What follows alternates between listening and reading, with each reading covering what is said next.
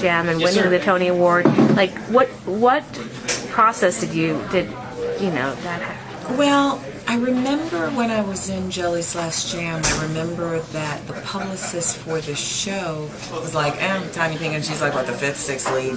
There was nobody paying any attention to me. And I had this wonderful publicist, rest his soul, Len Fink. Okay. And Len and I would just sit down every night together and we would write stories and we'd send out pictures. And we did this for months, leading up to opening and the award season, and nobody was touching anything. Like, we'd keep sending out all these packages. And when what year this was? It was 1992. Wow. And then when I got nominated for Drama Desk, then suddenly stories started coming out, but they were from the packages that we had sent months before. And I remember I ended up being in People magazine 6 weeks in a row. Oh, wow, that's incredible. But the Friday before, because the Times always tells you who is going to win, I was predicted not to win. Really? So I went to the Tonys with, very relaxed because I wasn't going to win.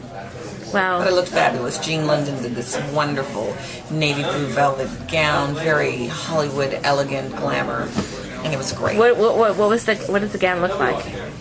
Oh, it was old Hollywood glamour. It was like, sweetheart, and then wrapped through here, and very sleek, tuliped down to the floor, slid up the side. I was a little bit thinner, and it was stunning. Yeah. Hair was all done up, just curls like a rosette on top of my head, and diamonds, of course, because Harry Winston is so kind and generous to lend us diamonds for those awards. You wore like $1 million diamond necklace? I wore like $1 million worth of diamonds. What was that like? It's a little intimidating. Yes? Whenever I do those events, I always go straight from the event right to their vault, which is open all night for you to touch, because I don't want to be responsible for losing $1 million worth of diamonds. Right, no, that wouldn't be good. Yeah. But it must have been fun to wear them. Oh, yes. Were they like long hanging earrings? What's interesting that I learned from getting to go to Harry Winston a few times is that Harry Winston does diamonds. Right. They do not do jewelry.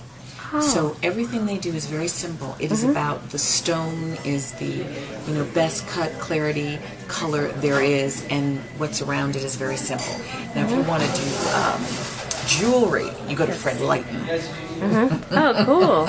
So did you wear Fred Leighton to the Tony Awards? I wore Leighton to the Tonys in I think I wore Leighton to the Tonys in 2004. Okay. I think.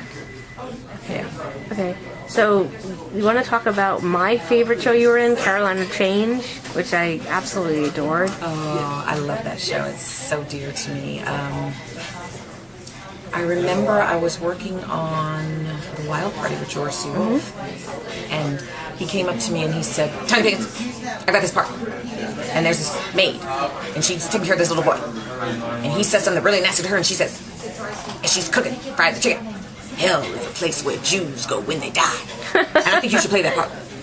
I was like, okay. And then I was brought in to do a reading. Actually, Janine and I were brought in to see a reading the same day. She hadn't written any music. Tony had written this script completely in verse for Bobby McFerrin to compose. Wow. And in the course of Bobby McFerrin's commitment to the San Francisco Opera,